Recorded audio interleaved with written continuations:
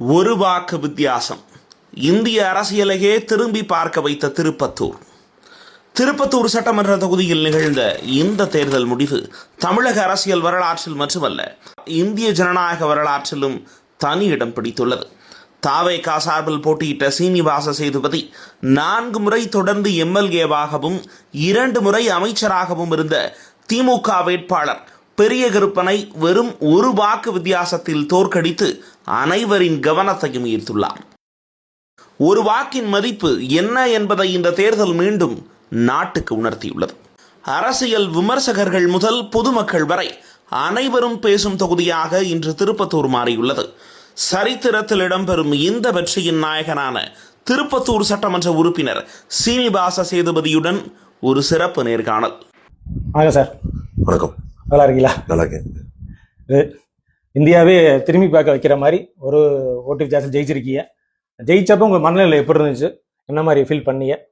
அனைவருக்கும் வணக்கம். முதற்கண்ணு திருப்பத்தூர் சட்டமன்ற தொகுதி வாக்காளர் பெருமக்கள் அனைவருக்கும் என் முதற்கண் நன்றியை தெரிவிச்சுக்கிறேன். எலெக்ஷனுக்கு முன்னாடி இதே டைம்ஸ் ஆஃப் திருப்பத்தூரில் நம்ம ஒரு பேட்டி கொடுத்துருந்தோம். இப்போ முடிச்சு ஒரு எம்எல்ஏவா இங்கே, அதுவும் திருப்பத்தூர் சட்டமன்ற தொகுதிக்கு ஒரு சட்டமன்ற உறுப்பினராக டைம்ஸ் ஆஃப் திருப்பத்தூருக்கு பேட்டி கொடுக்குற நினைக்கும் போது எனக்கு ரொம்ப பெருமையாக இருக்குது. அவங்க நிறைய ஒத்துழைப்பு கொடுத்தாங்க, அதுக்கு நான் நன்றியை தெரிவிச்சுக்கிறேன். நீங்கள் சொன்ன மாதிரி எனக்கு இது ஒரு எலெக்ஷன், மக்களை சந்திக்கிறது, வைக்கிறது, நம்ம பிரச்சாரம் பண்ணுறது எல்லாமே இது ஒரு எலெக்ஷனு. நம்ம ஜெயிச்சிருவோங்கிறது எனக்கு நம்பிக்கை எனக்கு ஆல்ரெடி இருந்துச்சு. ஏன்னா தமிழக வெற்றி கழகத்தில் வேட்பாளர் அறிவிச்சு நான் இங்கே கேம்பியன் போகும்போது நான் பேட்டிக்கு முன்னாடி சொன்னது தான், எனக்கு கொடுத்த வரவேற்பு, எங்கள் தமிழக வெற்றி கழகத்துக்கு மக்கள் கொடுத்த வரவேற்பு, அந்த எழுச்சி, அந்த பெண்கள் இளைஞர்கள் கொடுத்த வரவேற்பு, இதெல்லாம் பார்க்கும்போது என் வெற்றி நான் அப்பவே உறுதிப்படுத்திட்டேன். ஆனா என்னோட வெற்றி ரொம்ப அமைதியா தான் போச்சு, ஆரவாரமா போல. உங்களுக்கு தமிழ்நாடு முழுக்க தமிழக வெற்றி கழகத்தோட வெற்றி ஒரு அமைதியான வெற்றி தான். ஒரு அமைதி போராட்டத்துக்கு புரட்சிக்கான வெற்றி இது. அப்படிங்கும்போது நான் என்னோட வெற்றி, அதுவும் இந்தியாவே திரும்பி பார்க்குற மாதிரி நினைச்ச அந்த ஒரு வாக்கு வித்தியாச வெற்றி நான் ரொம்ப பெருமையா நினைக்கிறேன். எனக்கு ஓட்டு போட்ட 83,375 பேருக்கும் நான் முதல்ல நன்றி தெரிவிச்சுக்கிறேன். அப்புறம் உங்க தலைவர் அதை பத்தி என்ன சொன்னாரு? நான் இன்னைக்கு வெற்றி பெற்று சர்டிபிகேட் வாங்கிட்டு நான் நேரா சென்னை போய் தளபதியை மீட் பண்ணும்போது என்னை ரொம்ப இருக்கிறதோ என்னை ரொம்ப ஸ்பெஷலா அவரு பாராட்டினாரு, கங்கராஜ் சொன்னாரு. அவர் படத்துல நடந்த மாதிரி, சர்க்கார் படத்துல அது தளபதி நான் சொன்னது. அது தளபதி நீங்க சொன்ன மாதிரி, நீங்க சர்க்கார் படத்துல ஒரு ஓட்டோட வேல்யூ சொன்னீங்க. அந்த ஓட்டோட வேல்யூ நம்ம தமிழக வெற்றி கழகத்தால் என்னால அது மக்களுக்கு தெரியப்படுத்தணும்னு நினைக்கும் போது எனக்கு ரொம்ப சந்தோஷமா இருந்துச்சு சொன்னேன். அவரும் ரொம்ப சந்தோஷப்பட்டாரு, ஆல் தி பெஸ்ட் சொன்னாரு. எதுனாலும் இருங்க, நம்ம பாத்துக்குவோங்கிற மாதிரி தான் சொன்னாரு. அந்த சந்தோஷம் சொன்னாலும் உங்க கோர்ட்டு கேஸ் அந்த ஒரு மாதிரி இழுபறியாக போய்கிட்டு இருந்துச்சு. அப்புறம் சட்டசபையில நீங்க வாக்களிக்க முடியாது அப்படிங்கிற மாதிரி சூழ்நிலை வந்துச்சுல, அப்போ உங்களுக்கு என்ன மாதிரி ஃபீல் பண்ணி? இல்ல, அது நான் அன்னைக்கே நான் சொன்னதான். ஏற்கனவே நீங்க சொன்னீங்க தடைகள் என்னைக்குமே தமிழக வெற்றி கழகத்துக்கு புதுசு கிடையாது. எத்தனையோ தடைகள், தளபதிக்கெல்லாம் எவ்வளவோ தடைகள் அதெல்லாம் சினிமா ரீதியாகவும் சரி, அரசியல் ரீதியாகவும் சரி, பிரச்சாரத்துக்கு போக முடியாம தளபதி முதல் பிரச்சாரத்தை ஆரம்பிச்சு அதுவே பாதியில நிப்பாட்டி, ஆனா அதையும் தாண்டி மக்கள் கூட்டம் எங்கே போனாலும் இருந்துச்சு. அது குறிப்பா பாருங்க, நம்ம திருப்பத்தூர் சட்டமன்ற, காரைக்குடி சட்டமன்ற தொகுதிக்கு வரும்போதெல்லாம் மக்களை வழி நெடுகில அவ்வளவு வரவேற்பு கொடுத்தாங்க. அதனால தடைகள் தமிழக வெற்றி கழகத்துக்கு ஒன்று புதுசு இல்லை. இந்த தடைகளுக்கெல்லாம் நாங்க அசர் ஆளும் கிடையாது, தோண்டு போற ஆளும் கிடையாது. எந்த தடைகளா இருந்தாலும் பாத்துக்கலாம். மக்கள் ஏன்னா நம்மளை நம்பி வாக்களிச்சிருக்காங்க. ஒரு ஓட்டு ரொம்ப முக்கியமான ஓட்டு. அவங்க ஏமாற்றுறதுக்கான வழிகளை என்னைக்குமே நாங்க தரமாட்டோம். அது ஒரு சின்ன ஒரு இதுதான் இருந்ததை தவிர, ஆனா உயர்நீதிமன்றம் போட்ட தடையை உச்ச நீதிமன்றம் அன்னைக்கே உடனே ரத்து செஞ்சு என்னை சட்டசபைக்கு போறதுக்கான அனைத்து வழிகளும் பண்ணிட்டாங்க. நான் மக்களை சந்திச்சு நிறைய பண்ணிட்டு இருக்கேன். குறிப்பா 20 வருஷம் கழிச்சு திருப்பத்தூர் சட்டமன்ற தொகுதி அலுவலகத்தை மிக சிறப்பா ஓபன் பண்ணி நிறைய மக்களுக்கு அது பசி இல்லாத இதுக்காண்டி நிறைய மக்களுக்கு உணவளிச்சு நிறைய இது பண்ணிருக்கோம். அது பெரிய திருப்பத்தூர் சட்டமன்ற தொகுதியில் இருக்க அனைத்து மக்களுமே கவனம் ஈர்க்க இப்போ சட்டமன்ற அலுவலகம் இப்ப செயல்பாட்டுக்கு வந்துருச்சுங்கிறது அவங்க மகிழ்ச்சியை தெரிவிக்காங்க. ஏன்னா அன்னைக்கெல்லாம் அவ்வளவு வரவேற்பு இருந்துச்சு. அதெல்லாம் நினைக்கும் போது அதாவது ஒரு கஷ்டத்துக்கு முன்னாடி அதுக்கப்புறம் மக்கள் கொடுக்குற சக்திக்கு முன்னாடி இந்த கஷ்டம்லாம் மறந்து போயிடும். அதெல்லாம் பெரிய விஷயம் இல்லை. அது ஒரு பக்கம் இருக்கட்டும், ஆனா திருப்பத்தூர் சட்டமன்ற தொகுதி மக்கள் உங்கள்கிட்ட நிறைய எதிர்பார்க்கிற மாதிரி இருக்கு. கண்டிப்பா எல்லா எதிர்பார்ப்புக்காண்டி தானே எனக்கு இவ்வளவு ஓட்டு போட்டு மாற்றத்தை கொடுத்துருக்காங்க. எதிர்பார்ப்பு இல்லாம இருக்காது இல்ல. அவங்க எல்லா எதிர்பார்ப்பையும் படிப்படியா சரி பண்றதுதான் என்னோட வேலை. அது நான் முக்கியமா தளபதி கிட்ட சொன்னது என்னன்னா, நம்ம தமிழக முதலமைச்சர் அவர்கள்ட்ட சொன்னது என்னன்னா, திருப்பத்தூர் சட்டமன்ற தொகுதி மக்கள் வந்து அவ்வளவு லேசா மாற மாட்டாங்க. ஆனா அவங்களே வந்து ஒரு மாற்றம் தேவைங்கிற மாதிரி நமக்கு வாக்களிச்சு எனக்கு ஒரு வாய்ப்பு கொடுத்துருக்காங்க தளபதி. நம்ம எல்லா தொகுதியோடையும் என் தொகுதியை கொஞ்சம் பார்த்து நல்லது பண்ணுங்க அப்படிங்கிற ஸ்பெஷல் சொல்லியிருக்கேன். அப்புறம் சரி, சிவகங்கை மாவட்டம் முழுவதுமே தாவேக்கா ஜெயிச்சிருக்கேன். தமிழ்நாடு அளவு பார்த்தா விருதுநகர் மாவட்டம் சிவகங்கை மாவட்டம் ஃபுல்லா ஜெயிச்சிருக்கு. சிவகங்கை மாவட்டத்தில் அந்த அளவுக்கு தாவேக்காக்கு வரவேற்பு இருந்துச்சா, இல்ல முன்னாடி உங்களுக்கு எல்லாம் தெரிஞ்சிருச்சா மக்கள் மத்தியில் உள்ள வரவேற்பு இருக்குன்னு? நான் சொன்னது முன்னாடி தமிழக வெற்றி கழகத்துக்கு வரவேற்பு எல்லா இடத்துலயும் இருந்துச்சு. அது குறிப்பா தளபதி வந்துட்டு போனதுக்கு அப்புறம் சிவகங்கை மாவட்டத்தோட மொத்த இதுமே மாறிடுச்சு களம். அதுக்கு முன்னாடி இந்த களம் வேற, தளபதி அவர்கள் பிரச்சாரத்துக்கு வந்துட்டு போனதுக்கு அப்புறம் வந்த களம் வேற. அப்பவே வந்து எங்களோட வெற்றி உறுதி செய்யப்பட்டது. அதுபோக ஃபர்ஸ்ட் டைமா சிவகங்கை மாவட்டத்தில் திருப்பத்தூர் பல முறை அமைச்சராக இருந்திருக்காங்க. பட் காரைக்குடி தொகுதி சுதந்திரம் வாங்கல இருந்து அமைச்சர் தொகுதிங்கிற அந்தஸ்தை பெறாம இருந்துச்சு. ஃபர்ஸ்ட் டைமா அந்த அந்தஸ்தை பெற்றிருக்கு. உங்களுடைய சகோதரர் அந்த பெற்றிருக்காரு பிரபு அவர்கள். இதை பத்தி நீங்க என்ன நினைக்கிறீங்க? இல்ல, எனக்கு ரொம்ப பெருமையா இருக்கு. ஆனா வந்து என் கூட இருந்த அண்ணன் நமக்கு வந்து எப்பவுமே சொல்லுவாரு, நான் மட்டும் மந்திரி இல்ல, நீனும் மந்திரி தான், உனக்கு என்ன தெரியுதுனாலும் என்கிட்ட கேளுங்க, நம்ம இது பண்ணி தருவாங்க. அவரோட ஒத்துழைப்பு எனக்கு ரொம்ப நிறைய. நாங்க தமிழ வெற்றி கழகத்துல சேர்ந்து நிறைய பயணிச்சிருக்கோம், நிறைய இது பண்ணிருக்கோம். அவர் ஒத்துழைப்பு எனக்கு நிறைய பர்சனலாவே நிறைய அட்வைஸ் எல்லாம் கொடுப்பாப்புல. எனக்கு இதெல்லாம் பண்ணுங்க, இதெல்லாம் பண்ணு, இதை பண்ணு, மக்களுக்கு குறிப்பா சொல்லுவாங்க, திருப்பத்தூர் மக்கள் உங்களை நம்பி நிறைய ஓட்டு போட்டிருக்காங்க, அதெல்லாம் நல்லா பண்ணணும். அவர் நான் மட்டும் அமைச்சர் இல்லை, நீ அமைச்சர் தான், என்னோட இது உனக்கு என்ன பண்ணணுங்கிற சொல்லி நம்ம சேர்ந்து பயணிப்போங்கிறது நிறைய சொல்லியிருக்காங்க. அது நீங்க போன காலத்துல பாப்பீங்க. அப்புறம் ஒண்ணு சார், தேர்தல் வாக்கு எண்ணிக்கை அன்னைக்கு ஒரு என்ன முடிவுன்னு தெரியாம இருந்தது, இழுவரியாவே இருந்துச்சு. ஆக்சுவலா இங்க என்னதே நடந்துச்சு, எதுவும் கலவரம் வர மாதிரி சூழல் இருந்துச்சு அப்படிங்கிற மாதிரிலாம் சொல்றாங்களே. முழுமையான தகவல் பலது முகநூல்ல பலது வருது, பட் என்னதான் உண்மை அங்கே நடந்துச்சு? இல்ல, அன்னைக்கு நடந்தது வந்து அதாவது வந்து ஒரு பெரிய வாக்கு வித்தியாசம்னா வந்து உங்களுக்கு தெரியும். இது வந்து குறைந்த வாக்கு வித்தியாசம் போது ரெண்டு பக்கமே வந்து எதிர்பார்ப்புகள் நிறைய இருந்திருக்கும். அது வந்து எல்லா இடத்துலயுமே நடக்கிற ஒரு தேர்தல் களம் தான் அங்கேயே இருந்துச்சு. வந்து ரொம்ப பரபரப்பு இருக்கும் தெரியுமில்ல. ஏன்னா இத்தனை வருஷம் இருந்தவங்களுக்கு வந்து அந்த ஒரு வாக்குங்கிறது வந்து எப்படி வேணா மாறி இருக்கு. தமிழ்நாடே திருப்பத்தூர் தொகுதியை பாத்துக்கிறோம் எல்லாரும் பார்க்கும்போது வந்து அப்ப வந்து தமிழ்நாடு முழுக்கவே வந்து திருப்பத்தூர் தொகுதியை வந்து நோக்கும் போது அது பரபரப்பு இருக்கதான் செய்யுது. உள்ளுக்குள்ள எனக்கு இருந்த டென்ஷன் அதெல்லாம் நிறைய இருந்துச்சு. ஆனா அதெல்லாம் தாண்டி நமக்கு வந்து தலைமையில நம்ம இது தமிழக வெற்றிகளை முன்னிலை பெற்று இது மாதிரி கலவர சூழல் ஏதாச்சும் இருந்துச்சா? மாற்றுக் கட்சியினரால் ஏதாச்சும் அப்படி ஒரு சூழல் இருந்துச்சா? இல்ல, அந்த மனதளவுல எல்லாத்துக்குமே ஒரு பதட்டத்தெல்லாம் இருந்தாங்க. அது வந்து கலவர சூழல்னு சொல்ல முடியாது. எல்லாருமே வந்து முடிவை வந்து சில பேரால ஏத்துக்க முடிஞ்சது, சில பேரால ஏத்துக்க முடியல. நம்ம தமிழக வெற்றி கழகத்துல அந்த முடிவை நாங்க வந்து ரொம்ப சந்தோஷமா ஏத்துக்கிட்டோம். எதிரணிகளால அது சில முடிவுகளை ஏத்துக்க முடியாதனால ஒரு சின்ன பரபரப்பு இருந்துச்சு. தவிர மற்றபடி வந்து இமேஜின் பண்ற அளவுக்குலாம் எனக்கு அந்த நேரத்துல வந்து அது ஒண்ணு பெருசா தெரியல. நமக்கு வந்து என்னோட வெற்றி மட்டும் தான் கண்ணுக்கு தெரிஞ்சதுனால வேற எதையும் நான் சுத்தி வர்றதை நோக்கி கான்பிடன்ட் பதட்டம் இருந்தது.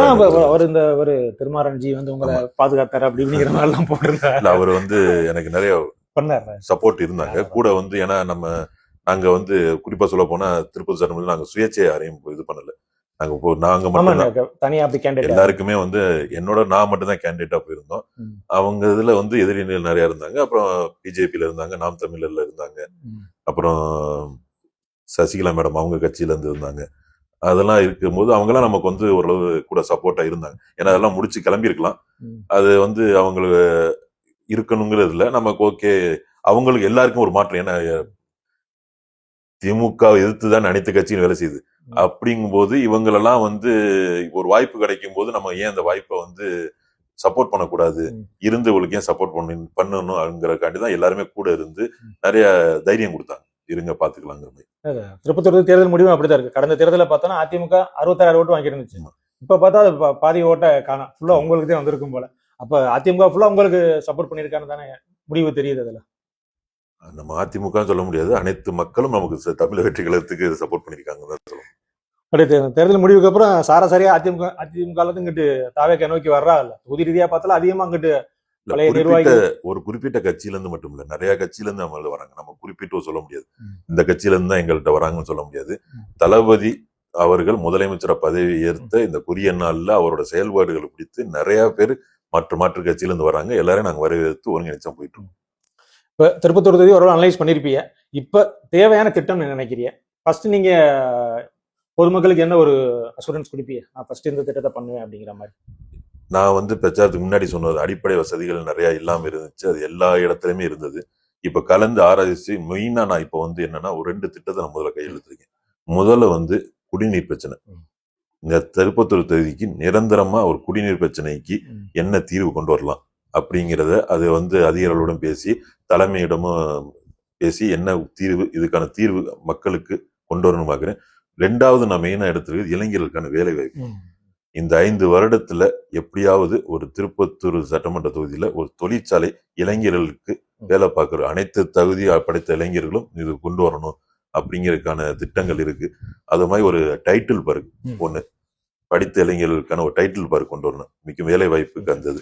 அதுக்கப்புறம் மக்களுக்கு என்னென்ன பண்ணணுங்கிற அடிப்படை வசதிகள் செஞ்சது. முக்கியமா நான் கையில் எடுத்திருக்கிற 2 விஷயம் தான். ஒண்ணு குடிநீர் பிரச்சனை திருப்பத்தூர் சட்டமன்ற முழுக்க தீர்த்து வைக்கணும். அதுக்கடுத்து இளைஞர்களுக்கான வேலை வாய்ப்பு, அதுக்கப்புறம் சாலை வசதி, தெரு விளக்குகள், அதெல்லாம் வந்து அடிப்படை வசதிகள். அது எல்லாத்தையுமே செய்யறதுக்கான படிகள் அனைத்துமே, அதாவது மக்கள் எனக்கு வாக்களித்து அனைத்து மக்களும் என்னை எந்த எதிர்பார்ப்புல நினைச்சு வாக்களிச்சாங்களோ அவங்க எல்லாருமே திருப்திப்படுத்துறதுக்கான ஆட்சியை எங்க ஆட்சி தரும். அது நம்ம தங்க தளபதி அவர்கள், முதலமைச்சர் விஜய் அவர்கள் இந்த ஆட்சியை கொடுப்பாருங்கிற நம்பிக்கை எல்லாரும் இடத்துல இருக்கு. அந்த நம்பிக்கை என்னைக்குமே வீணாகும். இன்றைய நவீனத்துக்கு ஏற்ற மாதிரி ஒரு இணையதளம் அறிமுகப்படுத்திருக்கீங்க. பட் அனைத்து தரப்பு மக்களும் பயன்படுத்த முடியாது. இல்ல அதுக்கு தான் நான் சொன்னது. அதாவது ஒரு நியூஸ் பேப்பர்ல படுத்தாங்க, நீங்க டைம்ஸ் ஆஃப் திருப்பத்தூர்ல தான் போட்டீங்க, படித்தவர்களுக்கு இணையதளம், படிக்காதவர்களுக்கு நேர்ல வந்து அது புகார் பெட்டின்னு. அது மாதிரிதான். அதாவது இணையதளம் வந்து இப்ப ஓரளவு வந்து எல்லாரும் பயன்படுத்திக்கிறாங்க. ஒரு வீட்டுல இருந்தாலும் முதியோர்கள் இருந்தாலும் தான் பேரம்பேத்திட்டு ஏதோ சொல்லியிருக்காங்களே என்னங்கிறதுன்னு ஒரு குறை. அதை வந்து இணையதளம் வந்து பயன்படுத்துறது வந்து இப்ப நம்ம சாதாரண நினைக்கிறோம். ஆனா வந்து எல்லார் வீட்லயுமே இணையதளம் பயன்படுத்துறாங்க. எல்லா வீட்லயும் மொபைல்ல யூஸ் பண்றாங்க, இது பண்றாங்க. ஏன்னா இப்ப ஆரம்பிச்சதுல இருந்தே நிறைய மனுக்கள் வந்திருக்கு. நேற்று நைட்லாம் கூட அதெல்லாம் படிச்சு பார்த்துட்டு தான் இருந்தோம். நிறைய மனுக்கள் வந்திருக்கு. அது இல்லாம இந்த புகார் பெட்டி வந்து எல்லாமே செய்ய கொடுத்துருக்கோம். வந்தோன்னு எல்லா ஊர்லயுமே படிப்படியா வச்சிருவோம். ஒரு ஊர்லயுமே எல்லா கிராமத்திலயுமே ஒரு புகார் பெட்டி வைக்கிறது தான் அதுல முடிவா இருக்கும். ஏன்னா வந்து அந்த புகார் பெட்டி வச்சு என்ன எங்களோட நிர்வாகிகள் அதை கலெக்ட் பண்ணிட்டு கொண்டு வந்து எம்எல்ஏ ஆபீஸ்ல கொடுப்பாங்க. அதை நம்ம என்னங்கிற பரிசீலிச்சு எது முன்னுரிமை கொடுக்கணுமோ அது முன்னுரிமை கொடுத்துட்டு மீதி எல்லாத்தையும் என்னென்ன செய்ய முடியுமோ அதெல்லாம் கலந்து ஆலோசிச்சு அனைத்து பிரச்சனைகளுக்கும் என்னால் முடிந்த தீர்வுகளை கண்டிப்பா கொண்டு வர திட்டங்கள் செய்வோம். சார், மக்கள் கோரிக்கை ஒண்ணு, திருப்பத்தூர் மருத்துவமனை வட்டார மருத்துவமனையா இருக்கு. ஆனா கட்டிடங்கள் எல்லாம் புது புது கட்டிடங்களா இருக்கு. ஆனா பிரசவத்துக்கு கூட டாக்டர் இல்ல, அந்த மாதிரி குற்றச்சாட்டு அதிகமா இருக்கு. எதுவாக இருந்தாலும் சிவகங்கைக்கு போகணும், மதுரைக்கு போகணும் சூழ்நிலை இருக்கு. அதே மாதிரி சிங்கமாரி மருத்துவமனையும் ஸோ தொகுதியில் அந்த மாதிரி பிரச்சனைகள் இருக்கு. நீங்க இதை பத்தி வேகமா தீர்வு கிடையாது மக்கள் எதிர்பார்க்கிறாங்க. இல்ல நான் வந்து அதை ஆய்வு செஞ்சுதான் இருக்கோம். நம்ம சிங்கமலை லாஸ்ட் வீக் கூட சிங்கமலை ஜிஹெச்சுக்கு போய் ஆய்வு மேற்கொண்டோம். அங்கே அவங்க சைட்ல இருந்து நிறைய கோரிக்கைகள் வச்சாங்க. அவங்க இப்போ டாக்டர்கிட்ட பேசும்போது எங்களுக்கு இந்த ஃபெசிலிட்டி எல்லாம் வேணுங்கிறத எல்லாத்தையுமே நான் நோட் எடுத்துருக்கோம். நம்ம அடுத்த போது இல்லாமல் திருப்பத்தூர் மருத்துவமனை ஒரு ஆய்வு மேற்கொள்ளணும். எல்லாரும் மக்கள் ஆரம்பத்துல இருந்து சொல்றது என்னன்னா ஜிஹெச்ங்கிற பேருக்கு தான் இருக்கு. எதுனாலும் என் நிர்வாகிகளே வந்து ஒரு 2 நாளைக்கு முன்னாடி வந்து அவ பையனுக்கு ஏதோ முடியல, ஃபுட் பாய்சன் ஆயிடுச்சுங்கிற மாதிரி போயிருக்காங்க. ஆனா இங்க வந்து ஒழுங்கான மருத்துவர்கள் ஒழுங்கா சிகிச்சை இருக்கானால அவரு இங்க திருப்பி இங்க காரைக்குடி வந்து பார்த்துட்டு போனதா சொன்னாங்க. அதெல்லாம் வந்து நம்ம காலையில அவங்கள்ட்டையும் பேசியிருக்கேன். இன்னைக்கு ஒரு கூடிய சீக்கிரத்துல அது வந்து தரம் உயர்த்தறதுக்கான அனைத்து வேலைகளும் பண்ணுவோம். ஏன்னா ஒரு திருப்பத்தூர்ல வந்து சுத்துவட்ட கிராமத்துல இருக்க எல்லாருமே அங்கேதான் வருவாங்க.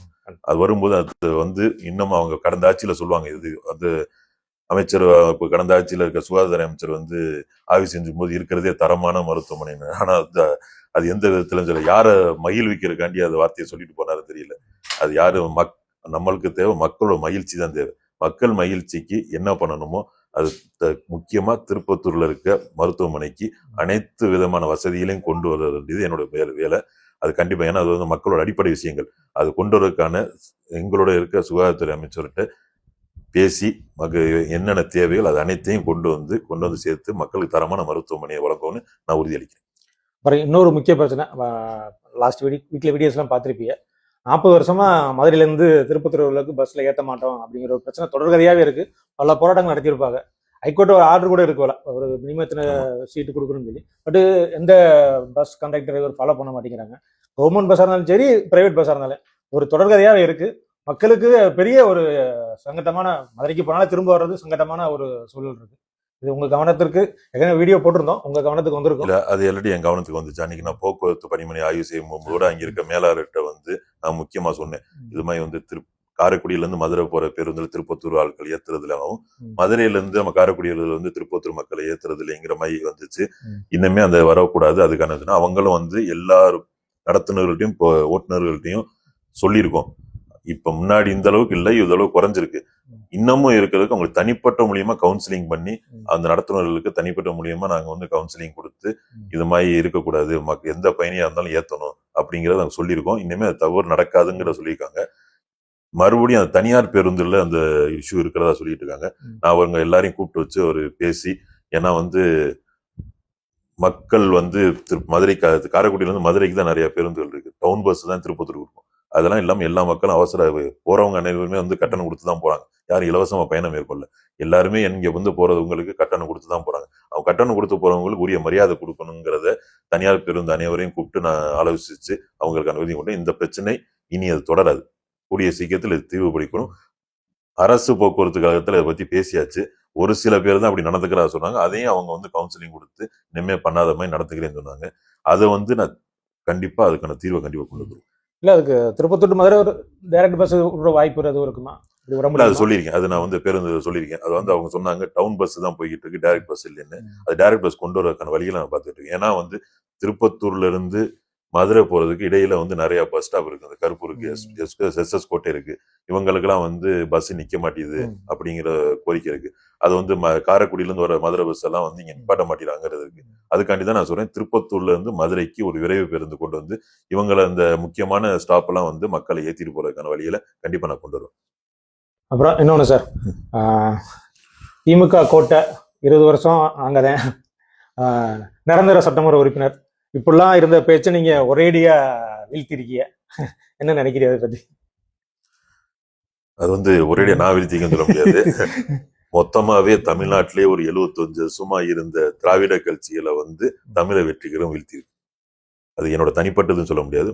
எல்லா அனைத்துக்குமே எங்க தமிழக முதல்வர் தளபதி அவர்கள் தான் காரணம். அவரோட அலைதான் வந்து மொத்த தமிழ்நாட்டில் இருக்க திராவிட கட்சிகள் அனைத்தையுமே ஓரம் கட்டிட்டு தமிழக வெற்றி கழகம் வந்து இப்ப ஆட்சி அமைச்சிருக்கிறதுக்கு தான் அது ஒரு எடுத்துக்காட்டு. அப்புறம் சார், தவேகாவுக்கு வந்து பெண்கள் அதிக அளவுல வாக்களிச்சிருக்காங்கன்னு தெரியுது. அப்புறம் நிறைய கோரிக்கைகள் சொல்லியிருந்தீங்க தேர்தல் அறிக்கையிலேயே, மாசம் 2000 ரூபாய் கொடுப்போம், இலவச பேருந்து பயணம் எல்லாம். பட் இதெல்லாம் எப்போ ஆரம்பிக்கிற மாதிரி இருக்கு? அதாச்சும் உங்களுக்கு தகவல் கிடைச்சு சார்?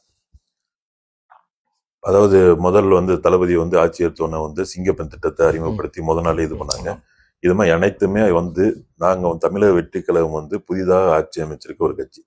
அனைத்து நிர்வாகிகள் அனைத்து அதிகாரிகளையும் கூப்பிட்டு தளபதி அவர்கள் தினமும் நீங்க பார்த்திருப்பீங்க, 10 மணிக்கு காலையில சட்டசபை வந்தாருன்னா, அவர் ஆபீஸ்க்கு வந்தாருன்னா ஈவினிங் வரைக்கும் இருந்து அனைத்து அதிகாரிகள்கிட்டையும் கலந்து ஆலோசிச்சு என்னென்ன எப்படி எப்படி ஒரு திட்டத்தை மக்கள்கிட்ட கொண்டு போய் சேர்க்கணும், எப்படி நம்ம திட்டத்தை நம்ம கொண்டு வந்து சேர்க்கறது மக்கள்கிட்ட கடைசி வரைக்கும் போய் சேருதாங்கிறத அனைத்து அதிகாரிகளும் ஆலோசிச்சு படிப்படியா அனைத்து நடவடிக்கைகளும் தளபதி அவர்கள் எடுத்துக்கிட்டு வராங்க. நீங்க வருங்காலத்துல பாப்பீங்க, நாங்க கொடுத்த அனைத்து வாக்குறுதிகளும் படிப்படியாக நிறைவேற்றப்பட்டு முழுமையாக அனைத்து மக்கள்கிட்ட கொண்டு போய் சேர்க்கப்படும். அப்புறம் இப்ப அரசியல் ரீதியா சில கேள்விகள் முன்வைக்க வேண்டியிருக்கு. இப்ப அதிமுக ஒரு அணி பிளவுக்கு வந்து தாவேக்கா தான் காரணங்கிறாங்களே, உண்மையிலே தாவேக்கா தான் காரணமா இல்ல அவங்களாவே ராஜினாமா பண்ணி வர்றாங்களா? அது வந்து தவறான குற்றச்சாட்டு. ஏன்னா வந்து யாரையுமே போய் வந்து நமக்கு இப்போ எல்லாம் சொல்லிட்டு இருக்காங்க வந்து குதிரை பேரம். அதுக்கு தளபதி அவர்கள் சட்டசபையிலே சொல்லிட்டாங்க, இது குதிரை பேரம் இல்ல, நாங்க குதிரை வேகத்துல போயிட்டு இருக்கோம். அதனால வந்து நாங்க குதிரை வேகத்துல போயிட்டு இருக்கும் போது அனைத்து அரசியல் இருக்கவங்களுக்கும் இது வந்து ஒரு புதுசா ஒரு மாற்றம் தெரியுது. இது வந்து இந்த தளபதி அவர்கள் அணுகுமுறை வந்து எல்லாருக்கும், ஏன்னா நீங்க வந்து இது வரைக்கும் பார்த்திருப்பீங்க, ஆட்சி அமைச்சதுக்கு அப்புறம் எந்த ஒரு முதலமைச்சரும் எதிர்கட்சிகளை போய் சந்திச்சதே கிடையாது. ஆனா தளபதி அவர்கள் ஆட்சி அமைச்சோன்னா அனைத்து எதிர்கட்சிகளும் சரி அனைத்து கட்சிகளையும் மரியாதை நிமித்தமா சந்திச்சு அவரோட ஆதரவையும் கேட்டிருக்காங்க. ஆனா இவர எடப்பாடி பழனிசாமி சந்திக்கலைங்கிற ஒரு ஆதங்கம் எல்லாருமத்தில இருந்துச்சு, அவரை மட்டும் சந்திக்கல அப்படிங்கிற அதுக்கான காலங்கள் வரும். அப்படி நீங்க சொன்னா கூட உங்க அமைச்சர் ஆதவர்ஜன் என்ன சொல்றாங்கன்னா 90% அதிமுக எங்களை நோக்கி வந்துருவா அப்படிங்கிறாங்க. அப்ப நீங்க அதிமுக டார்கெட் பண்ண மாதிரி ஒரு மக்கள் மத்தியில ஒரு பேச்சு வரும்ல? இல்ல, அது நீங்க வந்து ஒரு கட்சியில இருந்து மொத்தமா வர்றதுனால நீங்க வந்து அந்த கட்சியில இருந்து தான் வர்றது வந்து போக்கஸ் அது. ஆனா வந்து எங்களுக்கு வந்து நான் இருக்கும்போது மற்ற கட்சியில இருந்து வர்றாங்க, அவங்களோட சேர்ந்து பயணிக்கணும்னு நினைக்கிறோங்கிறது வந்து குறிப்பிட்ட ஒரு கட்சியில இருந்து மட்டும் எங்களை நோக்கி வரல, எல்லா கட்சியில இருந்தே வரீங்க. இப்போ கடந்த இருந்த எதிர்கட்சியில இருந்துமே நிறைய பேர் வந்து உங்களோட சேர்ந்து பயணிக்குங்கிறது ஆர்வமா இருக்குங்கிறாங்க.